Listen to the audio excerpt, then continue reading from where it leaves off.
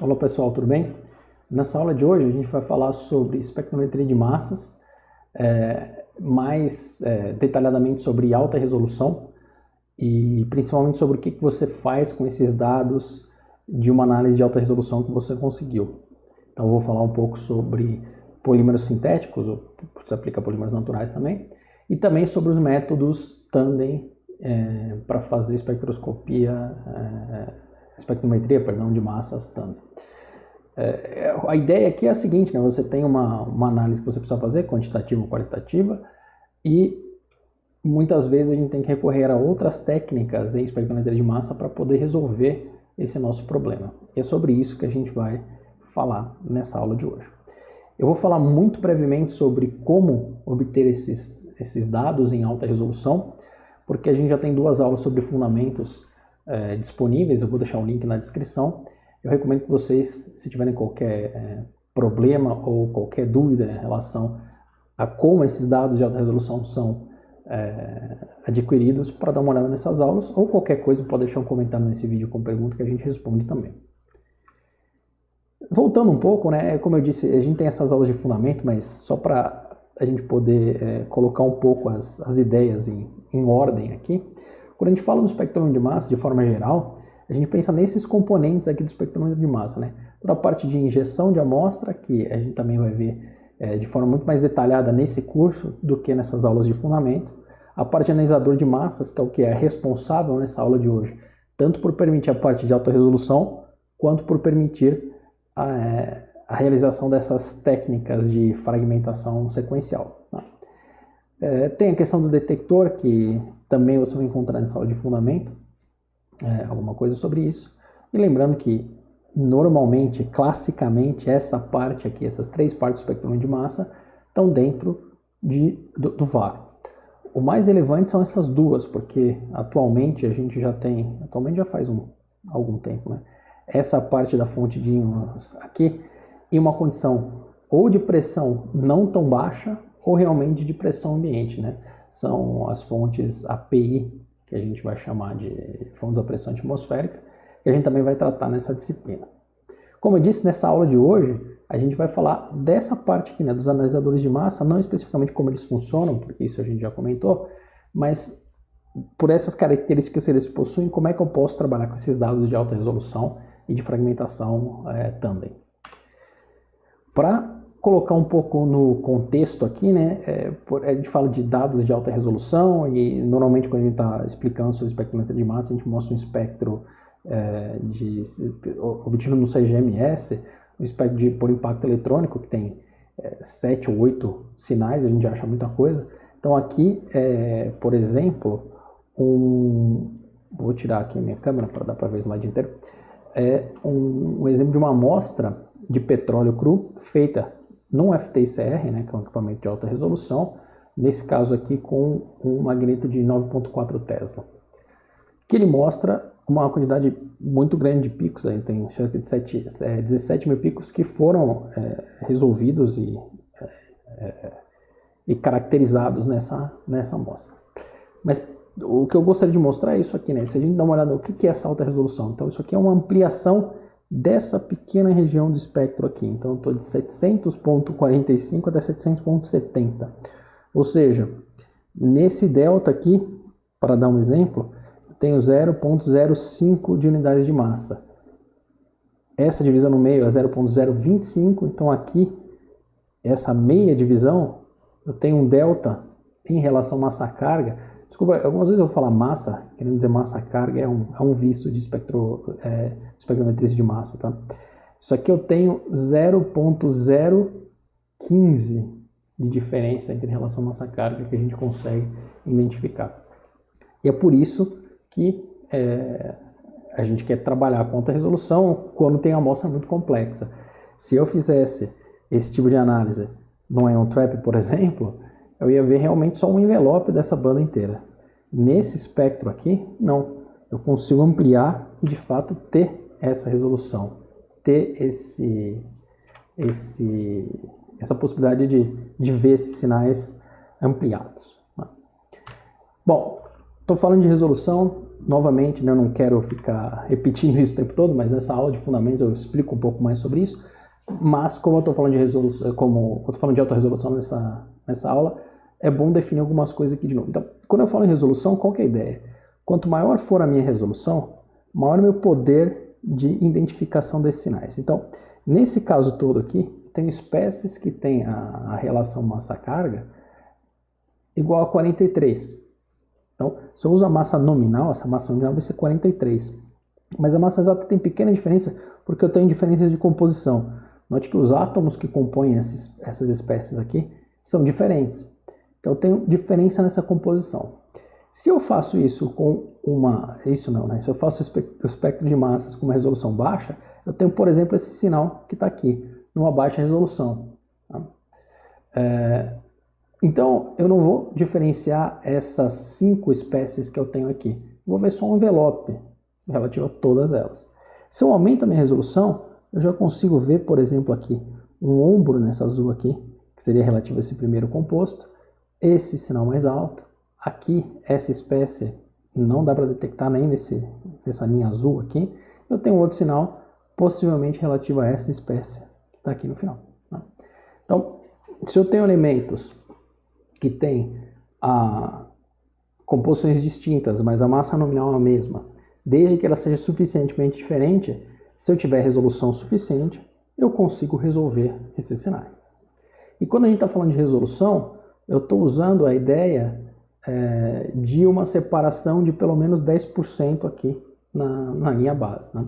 Então, se eu tiver 2 sinais com a mesma intensidade dividido por um ΔM, eu posso entender que quanto maior for esse ΔM, maior a resolução que eu tenho. Ou, quanto menor for esse ΔM, maior a resolução que eu vou precisar para separar esses sinais. Então eu posso pensar numa medida de resolução como sendo a massa que eu tenho, pode ser massa 1 ou massa 2, eu vou usar massa 1 porque é mais baixa, tá? Pode ser uma massa média se você quiser, talvez seja até mais correto, dividido por esse ΔM, certo? Então, se eu tiver uma massa de 50, para fazer a conta aqui mais fácil, né? Se eu tiver uma massa de 50 e eu quero separar uma diferença de massas de 0,1, né? É a mesma coisa que multiplicar isso aqui por 10 aqui em cima, então eu vou precisar de uma resolução de 500. Se eu quiser uma resolução, uma separação aqui de massas de 0,01, eu vou precisar de uma resolução de 5.000. Né? Então essa é a forma como a gente está entendendo essa resolução. Eu vou falar valores de resolução, é bom ter isso em mente. Note que se eu aumentar essa massa, a resolução que eu preciso para ter o mesmo ΔM vai ser maior. Né? Então aqui é um exemplo disso, que mostra claramente por que eu preciso de alta resolução. Isso aqui é um peptídeo, né? A bradiquinina, na verdade. Esse sinal aqui, mais fino que você tem aqui no meio, esse sinal que você vê aqui, é o sinal teórico da distribuição de isótopos que você tem para esse composto. Isso aqui, essa banda aqui, né? Esse envelope aqui é justamente a média desses valores de cada um dos isótopos. E eu tenho o que seriam os sinais para cada uma das resoluções. Né? Então, para valor para resolução de 5.000, eu tenho esses picos muito bem resolvidos. Para valor de 1.000, eu tenho uma separação que não chega a ser tão bem resolvida, não chega nem a ser 10%, né? Dá para ver que a separação fica que a separação aqui fica nesse patamar, mas ainda assim é suficiente, com uma resolução de 1.000 que você consegue com mas com a maioria dos instrumentos de espectrometria de massa mais especializados, a gente conseguiria fazer essa separação. Se você vai para 500, aí você já não consegue ver, né? Na verdade, isso aqui é a média, essa banda aqui, para a resolução de 500, você já não consegue ver essa separação. Para o mesmo sistema, se eu tiver um dímero, nota que eu dobrei aqui a massa.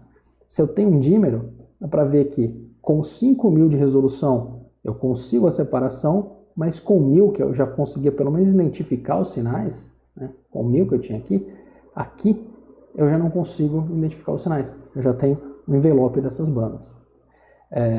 Se eu aumento ainda mais o meu sistema, né? Então, para ter uma ideia, aqui no A eu tenho 60 carbonos, no B eu já tenho 115 carbonos, no C eu tenho 254. Isso piora muito mais.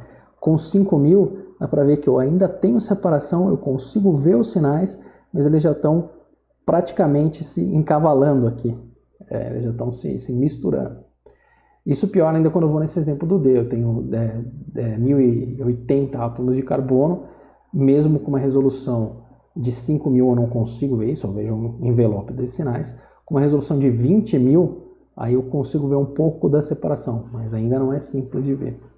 Então, algumas vezes a gente fala, eu tenho resolução suficiente no meu sistema, eu não preciso de uma resolução maior. Tudo depende do tipo de molécula que você está trabalhando, né? Lembrando que a distância entre os sinais aqui é em escala de relação massa-carga. Então, se isso tem uma carga maior, os sinais vão estar mais próximos. Então, quanto maior a carga, também maior a resolução que você precisa, tá? Então, o ponto é, quando a gente fala de alta resolução, não é simplesmente para ter um valor de massa exata para poder comparar com o composto que a gente está imaginando que tem naquela amostra e confirmar como se fosse uma análise elementar, mas também porque para algumas análises você vai precisar dessa resolução muito mais alta. Na aula de fundamentos, quando eu mostro a fonte electron spray, eu mostro para vocês um espectro de vírus que foram injetados por electron spray. E mesmo no FTIR, a quantidade de átomos que você tem é tão grande que você não consegue resolver o sinal. Então, uma espécie de uma banda mostrando qual que é o sinal molecular médio daquele sistema. Vale a pena dar uma olhada nisso. Bom, como eu disse, eu não vou discutir em detalhes os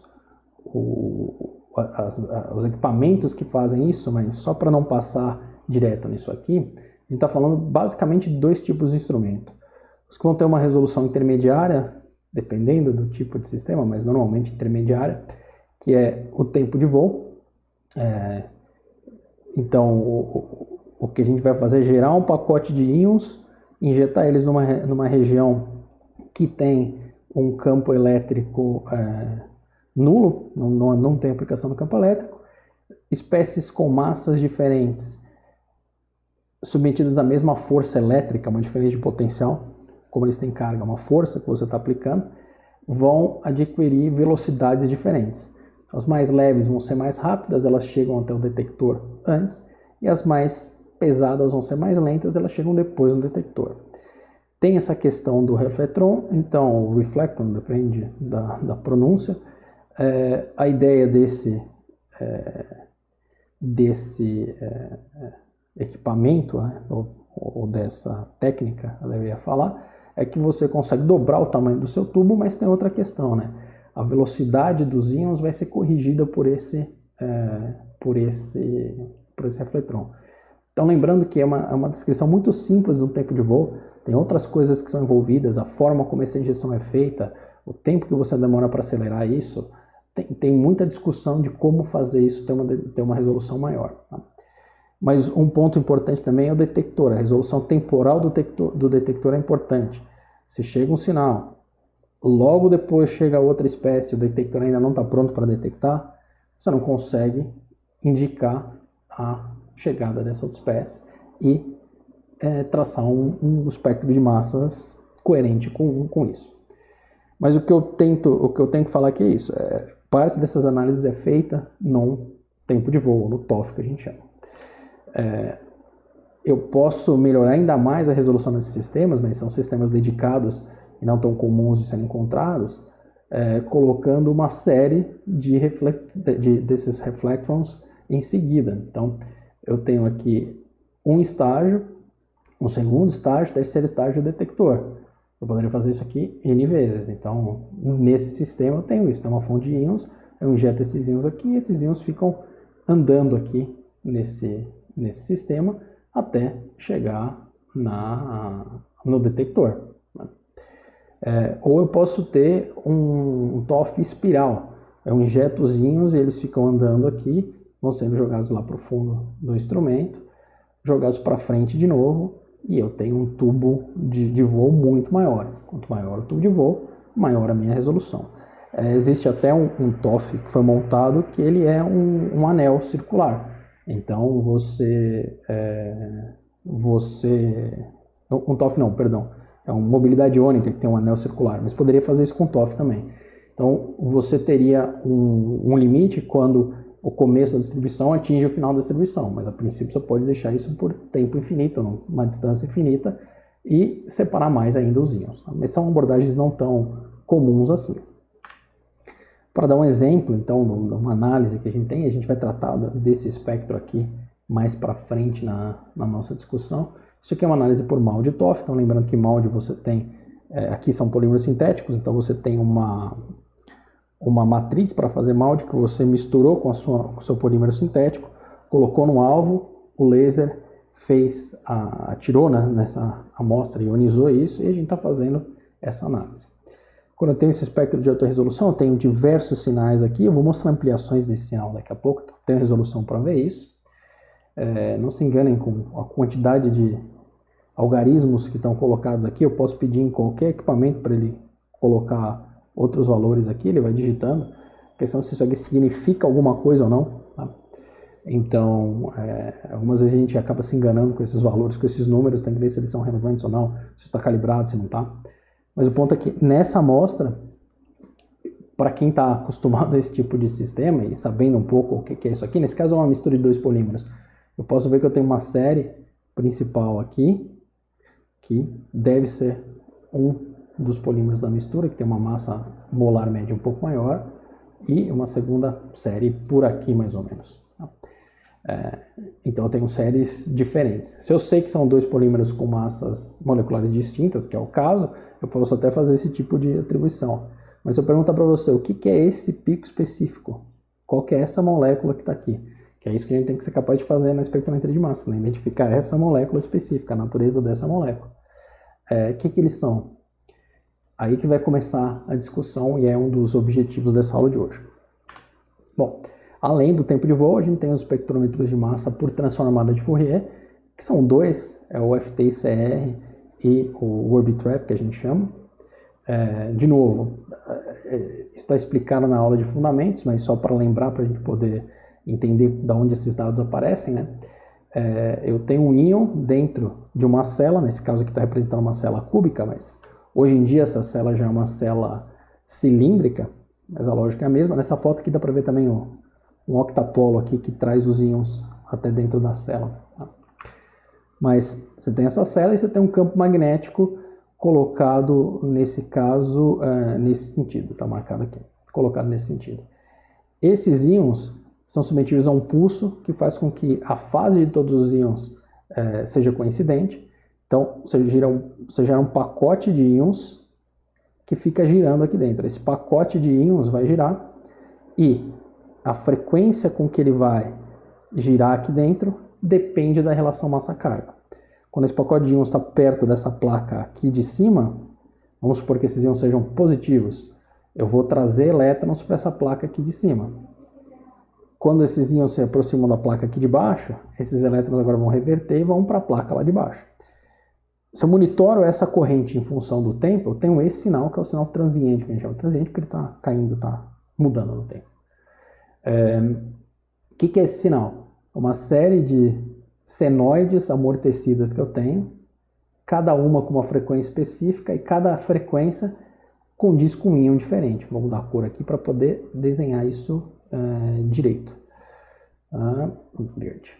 Então posso ter um outro íon que tem uma frequência um pouco maior, que vai ser amortecido. Isso tudo gera esse sinal transiente. Então eu consigo extrair esses dados com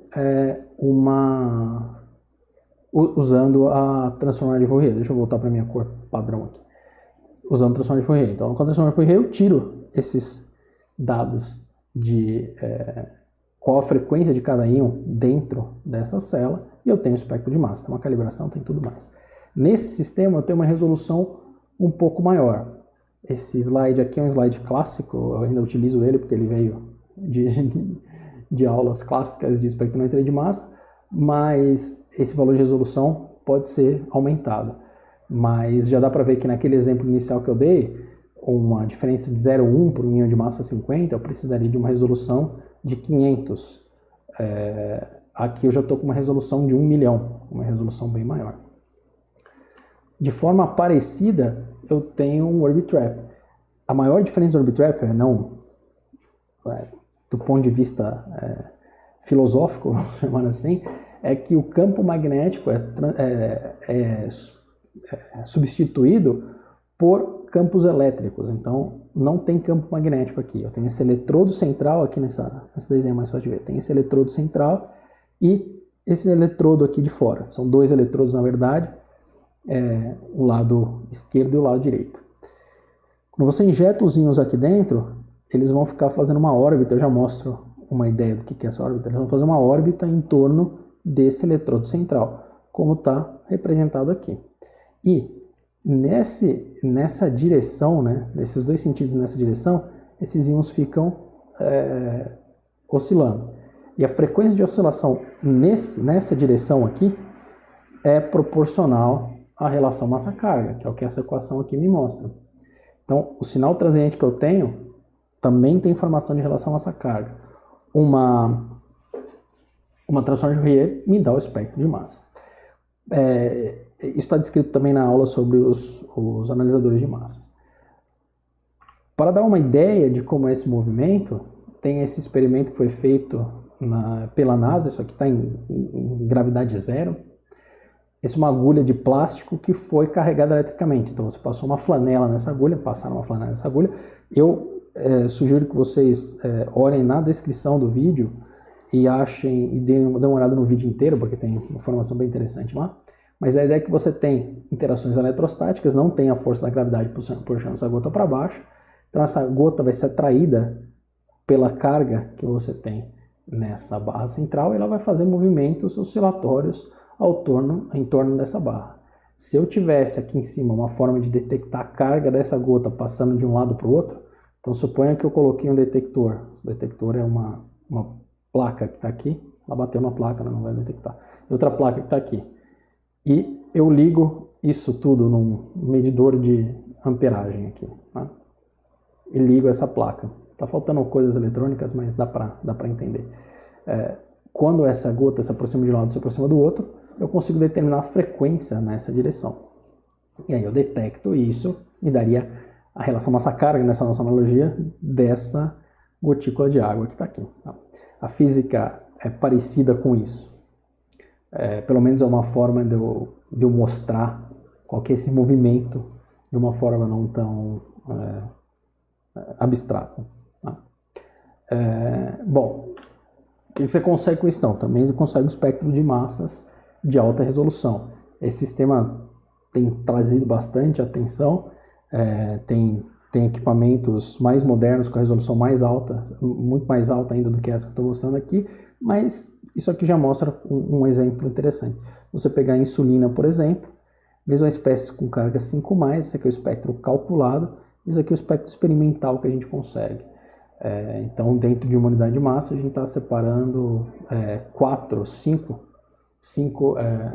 espécies, 5 sinais de cada um da série de sinais do padrão isotópico desse composto.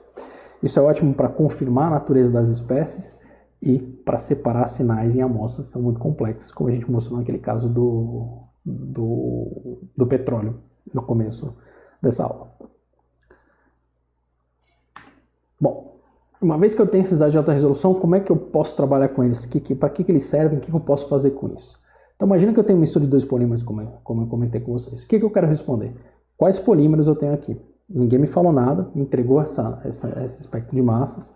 Deixa eu sair daqui para dar para ver melhor. Me entregou esse espectro de massas e eu quero saber quais polímeros eu tenho ali. Quais picos se relacionam a cada polímero? Ou seja, esse sinal aqui é a mesma coisa que esse sinal que está aqui? É um análogo? Tem uma molécula completamente diferente? Tem alguma correlação? É isso que eu quero saber. Qual a diferença entre esses polímeros, se eu tenho uma mistura? o que eles são? Todos os sinais do espectro são relevantes, ou seja, isso aqui é sinal da minha amostra, contaminação, alguma coisa que eu não tenho? O que é isso? Então, a ideia é comentar uma das abordagens que a gente pode fazer para tentar entender, responder essas perguntas e tirar mais informação da nossa amostra. Bom, o que acontece é que se você tem uma amostra polimérica, polímero, eu sendo químico, eu sempre penso eu penso num polímero sintético, eu penso num plástico, né, polímero. Mas pode ser polímero biológico também, pode ser uma proteína. Tá?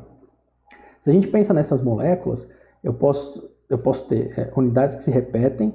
No caso do polímero sintético, elas tendem a ser as mesmas, você pode ter copolímeros, mas tem menos variação. Uma proteína, você tem muito mais variação. Mas você tem essas unidades que se repetem e grupos finais.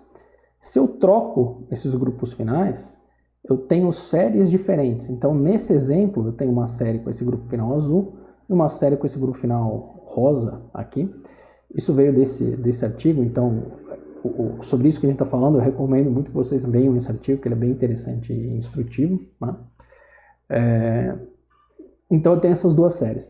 Se eu olho esse espectro, eu tenho sinal azul e sinal rosa aqui, um quase em cima do outro. Nesse exemplo ele é separado para a gente poder ver. Mas imagina que eu tenho um que é o azul e rosa, o outro que é outro grupo, eu vou começar a misturar esses sinais aqui, vai ficar muito difícil de ver. O que a gente está fazendo é que a gente está olhando esses dados de frente, nesse sentido de uma dimensão, intensidade por relação massa-carga. Então o que a gente vê são esses sinais encavalados, né, esses sinais misturados. A pergunta é, eu conseguiria adicionar mais uma dimensão aqui para que eu pudesse separar esses dados e eu ver uma série claramente identificada aqui, que é a série desses compostos rosa, e outra série que é desses compostos azuis que estão aqui. Eu consigo adicionar essa outra dimensão de separação? Sim, você consegue fazer isso. A gente poderia fazer uma cromatografia por exclusão de tamanho aqui, que pode ser feito. Eu posso fazer mobilidade ônica, que a gente vai tratar isso em uma certa aula desse curso, mas o ponto é, eu consigo adicionar mais uma dimensão usando esses mesmos dados, ou seja, nesses mesmos dados eu consigo olhar isso de outra forma para conseguir tirar informações, separar essa sobreposição desses dados? E a resposta é sim, a gente consegue com esses mesmos dados tirar o que a gente chama desse Kendrick plot. Na verdade é algo muito simples de ser feito. Tá? Por que isso aqui é interessante? Porque olhando esse diagrama, eu já explico o que é essa massa fracional aqui, tá? Ou a parte fracional da massa, a gente vai discutir isso em detalhe, mas olhando isso, eu tenho essa série aqui de baixo, que eu circulei mal, mas essa série aqui de baixo, que é uma das séries que eu tenho no meu espectro, e essa série aqui de cima que é a outra. Eu consigo identificar claramente essas séries. Como que eu faço isso? Então, antes de eu discutir isso, eu tenho que voltar um pouco e falar a respeito desses dados que a gente está coletando na espectrometria de massas. Esse é o mesmo dado que eu mostrei daquela mistura, ou é uma outra mistura, deixa eu só voltar para comparar a massa, não, é uma outra mistura, mas também é um polímero. Eu ampliei isso para a gente conseguir ver alguns sinais, tá? E eu só estou ampliando aqui o valor porque é muito pequeno o valor que ele mostra aqui, tá? Então esse aqui é o valor que está escrito aqui, 1265.817. Por que eu tenho essas massas fracionárias aí? Então vamos voltar um pouco e lembrar que para a IUPAC a gente definiu que a massa do carbono 12, então a massa do carbono 12 foi definida como 12. Tá? A IUPAC fez isso. E todos os elementos vão ter o que a gente chama, menos o carbono, vão ter o que a gente chama de excesso de massa ou defeito de massa. Tá? Então vamos pensar em excesso de massa. Se eu pego aqui, isso aqui é massa atômica, então logo no começo aqui eu tenho 12, 12 tá, aqui é 25, aqui no começo é o 12, esse cara aqui ó, que está em cima de zero é o carbono. Por que o carbono está ali? Porque o PAC quis colocar o carbono em cima de zero. Por definição, o excesso de massa do carbono é zero, porque a gente fala que o excesso de massa vai ser a massa daquilo, massa que foi medida, por definição 12 ponto um monte de zero, quanto zero você quiser colocar pelo IUPAC, menos 12, que é o número de prótons mais neutros que você tem no núcleo desse desse átomo. Tá? Então isso aqui dá zero, por definição tem que dar zero. Se você pensa no carbono 13, então esses que são, nessa cor mais amarela aqui, são as espécies que são estáveis. Tá? Se você pensa no carbono 13, a massa medida no carbono 13 vai ser 13,0034. Se eu tiro do número de prótons e nêutrons que eu tenho no núcleo, eu tenho 13, eu tenho 0,034 de excesso de massa. Então, pela definição do carbono 12 como 12, eu gero excesso de massa em todas as outras espécies. Excesso de massa é essa série preta aqui. Né? Da onde vem esse excesso de massa? Então, esse excesso de massa vem da energia de empacotamento nuclear. Para gerar o núcleo, eu tenho que perder energia e isso impacta na massa que eu tenho desse elemento. Não à toa, os mais estáveis estão mais para baixo aqui dessa distribuição. Para a gente, excesso de massa não é um valor tão útil quanto é o defeito de massa, que é simplesmente A menos M aqui. Né? Então, o defeito de massa vai ser 1 menos esse valor. Por isso que se você traçar uma linha aqui em torno do zero, isso aqui está espelhado. Tá? Por que isso aqui é útil? Porque note que cada átomo tem um defeito de massa diferente e específico. Cada nuclídeo, eu devia falar, né? Tem um defeito de massa diferente e específico. Se eu somo 20 carbonos, 10 hidrogênios, oxigênio por aí, eu chego numa massa fracionária que eu tenho aqui, que depende da composição do meu elemento. Tá? Então, o que eu vou fazer aqui, em vez de usar esse defeito de massa, eu já mostro por quê, no meu próprio espectro de massas, pegar o que a gente chama de massa fracionária. O que é a massa fracionária? É a parte inteira da massa menos a massa que de fato eu medi.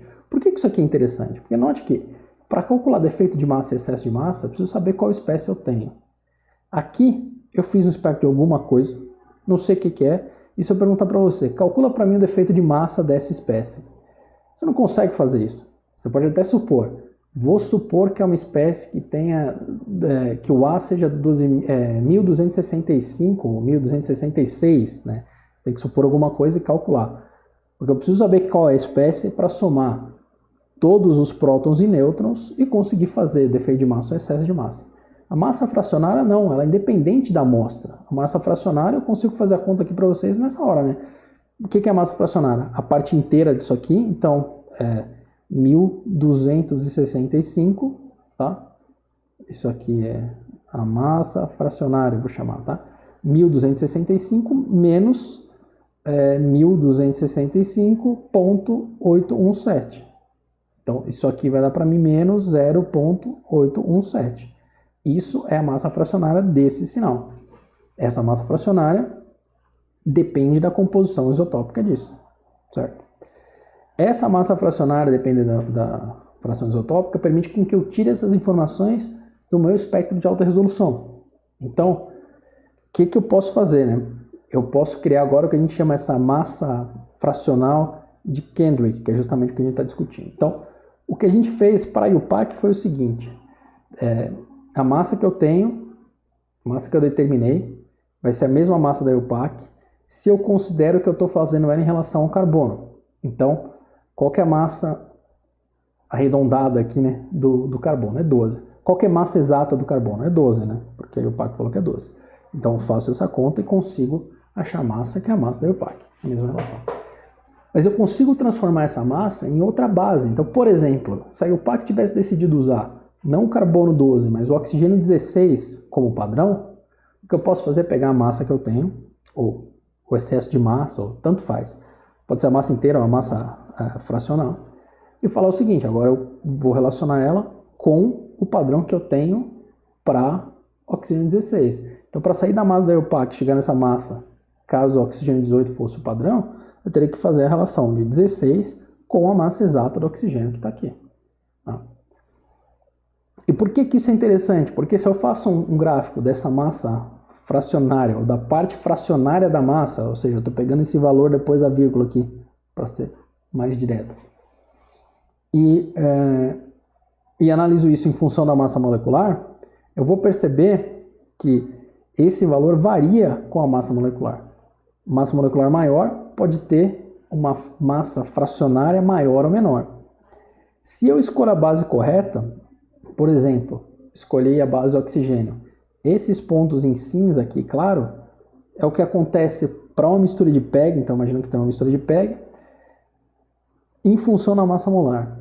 Se eu escolho, por exemplo, uma correlação que não é o oxigênio agora, mas se eu estou trabalhando com PEG, esse é o grupo que se repete no PEG. Então, é uma ideia boa eu utilizar esse grupo como o meu padrão de massas. A minha base para fazer essa comparação, se for o grupo que se repete no PEG, é interessante. Se você faz isso, você tem que fazer usar a massa, ou a massa fracional, tanto faz, fracionária, fazer 44, que é a massa arredondada do PEG, sobre 44,02,621, que é de fato a massa exata do PEG. Fazendo isso, ajustando essa base, o que eu vejo é que a massa fracionária, o excesso de massa, se você quiser pensar, é independente da relação massa-carga. Então agora eu tenho uma linha paralela a esse eixo de massas aqui de baixo, né? E não podia ser diferente, né? Nesse caso do exemplo específico, eu tenho só PEG, não tem nenhum grupo terminal, não tem nada. Essa cadeia só está crescendo. Por isso que ela é bem comportada assim. Não podia ser diferente por quê? Bom, essa definição força que essa unidade de repetição tenha, por definição, um excesso de massa nulo. Então, se eu só tiver PEG e crescer a cadeia, eu vou ter isso nulo para qualquer ponto da minha análise. Se eu tivesse, por exemplo, com hidrocarboneto, que tem um CH2 se repetindo, CH2, CH2 se repetindo. Se eu tivesse isso, o que seria paralelo ao eixo X seria justamente quando eu usasse a base CH2.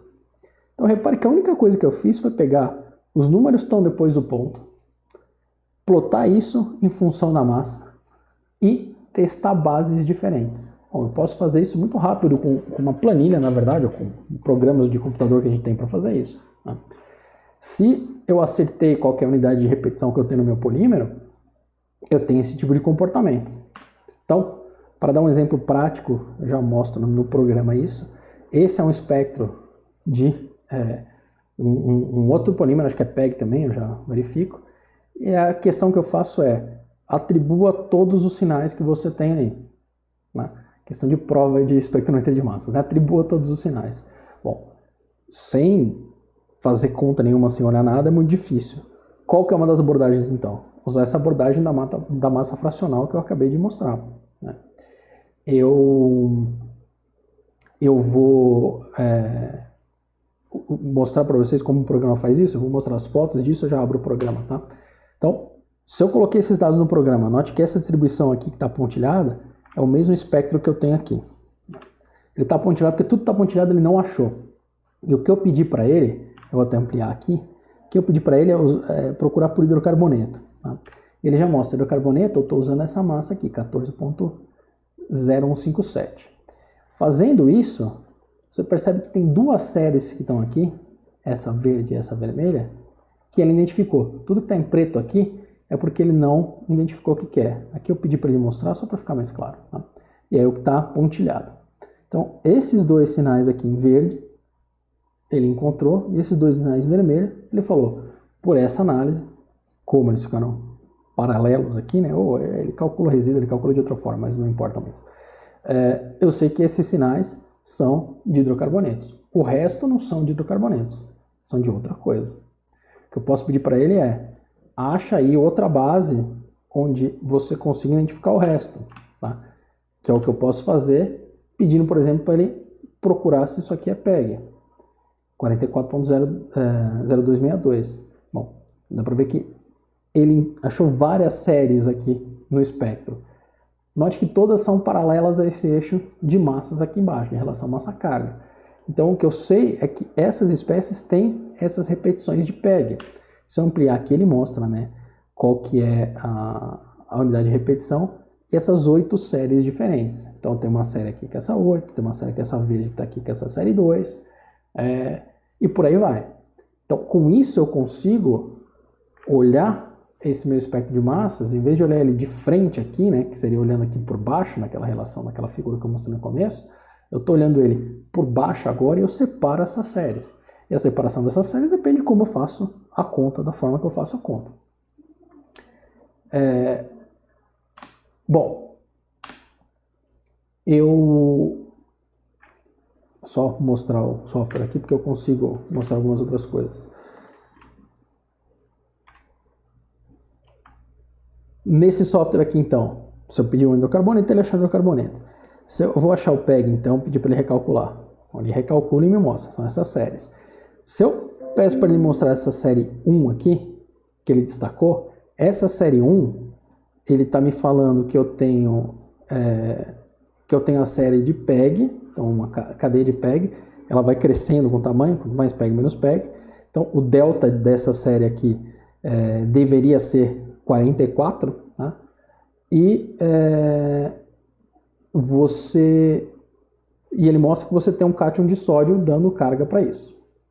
Essa série 2 aqui, ele está mostrando que eu tenho um PPG, né, que ele chama aqui, com um hidrogênio em uma das pontas. Essa série 3, eu tenho nas duas pontas CH3, CH3, e essa carga está vindo de um césio.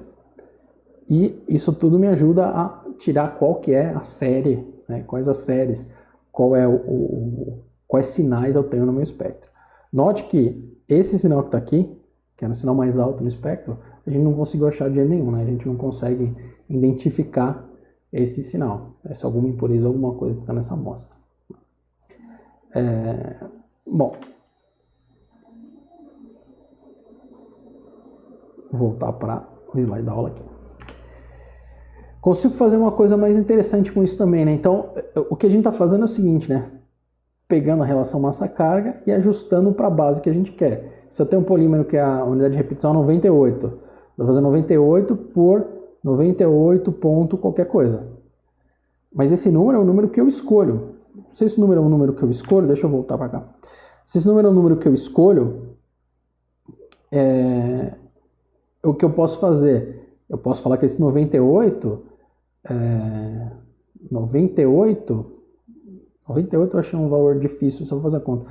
45 mais 4 dá 49, né? Então, 98 vai ser 49 vezes 2. Ou eu posso fazer isso aqui, escrever isso aqui da forma que eu quiser. O que eu estou tentando dizer? Eu consigo fazer essa análise, então aqui eu tenho os sinais, né? Fiz essa análise, então, como isso aqui tem essa repetição do PEG, eu falei que eu estou usando 44 para ajustar isso, então eu tenho esse espectro, esse Kendrick plot, como eu mostrei para vocês anteriormente. Mas o que eu posso fazer é o seguinte, em vez de usar aqui em cima a massa do meu polímero, da fração que eu quero, eu posso entender isso aqui como um número qualquer que eu escrevo. Então, esse número aqui, eu estou chamando de Z vezes X. Tá? O Z é para dar uma ideia da carga mesmo. Nesse caso eu vou usar 1, entendendo que a carga inteira é 1. Mas nessa análise, em vez de usar 44, se eu usar 87 aqui, note que o que eu faço é que eu espalho esses dados numa área maior do meu gráfico. Então isso aqui é o que a gente chama de um plot de Kendrick dinâmico. Eu não estou usando exatamente o número 44, a base 44, que é a base que se repete. Eu estou usando o número que eu tenho que usar para esses dados ficarem muito melhor reproduzidos na minha série. E os sinais que são de PEG continuam paralelos ao XX, por quê? Porque o R que eu estou usando aqui embaixo ainda continua sendo a massa exata do PEG. Eu posso fazer a mesma coisa, eu recomendo que vocês vão nesse artigo ler, se vocês tiverem a intenção de fazer isso, com a massa. Eu posso desagrupar, vamos chamar assim, posso desagrupar a massa posso espalhar esses dados de carga. Eu posso separar esses dados de carga trabalhando com esse Z. Então, trabalhando com esse Z, eu consigo separar séries de carga de forma melhor, né? Que, de novo, o que a gente chama dessa escala dinâmica. De qualquer forma, aí vira uma questão matemática para espalhar esses dados. Isso permite com que você veja essas séries de maneira muito mais simples. Então, para finalizar aqui e dar uma ideia melhor, eu mostro antes disso, uma coisa que eu esqueci de falar. tudo o que está paralelo aqui tem PEG, então. Então eu sei que tudo que é paralelo é uma mesma família. Tá? E tudo que está, tudo que seria aqui subindo aqui, né? Não horizontal, mas vertical, vai ter alguma espécie análoga. Então, ele devia ser, teoricamente, ele devia ser exatamente alinhado em cima aqui para ser uma espécie análoga. Mas o que você pode ser quando você tem uma espécie alinhada bem em cima? Você pode ter, por exemplo, em saturações diferentes, você pode ter uma substituição por um grupo de massa maior e por aí vai. Né? Então, você consegue ver essas análises, a mesma família e análogos nesse diagrama. Então, esse é um exemplo. Nesse caso, os pesquisadores estavam interessados em ver quais espécies de carbono se formam nesse tipo de forno que é bem utilizado na Índia e em alguns outros países do Oriente Médio, o forno a lenha. Qual tipo de compostos voláteis de carbono, cinza, tudo isso que vai se formar, qual tipo de material é gerado. E eles fazem isso por alta resolução e fazendo essa análise, eles conseguem separar as diversas séries de compostos que eles têm para tentar identificar esses compostos. Então aqui eu posso falar que eu tenho a mesma família, eu posso falar que eu tenho análogo subindo, e por aí vai. Então esse é um dos exemplos que eu peguei para mostrar. Aí a pergunta é, eu posso resolver todos os meus problemas com alta resolução então? E aí, pelo tempo dessa aula, eu vou separar isso em duas discussões. Tá? A resposta é, em teoria, não. Bom, em teoria mesmo sim, porque qualquer diferença de conformacional, você tem uma diferença minúscula de massas, porque você tem uma diferença de energia, e se a sua resolução é infinita, você conseguiria identificar. Mas, na prática, não, porque a sua resolução não é infinita e você tem que diferenciar massas, a gente não tem capacidade de fazer isso. Então, se eu estou querendo diferenciar espécies agora que tem a mesma relação massa-carga, então eu quero, sei lá, eu tenho C200, H sei lá quanto, uma espécie enorme. Elas têm a mesma massa exata, elas têm o mesmo defeito de massas, não tem resolução em massas que consiga diferenciá-las. Então o que a gente vai fazer é partir para métodos de fragmentação.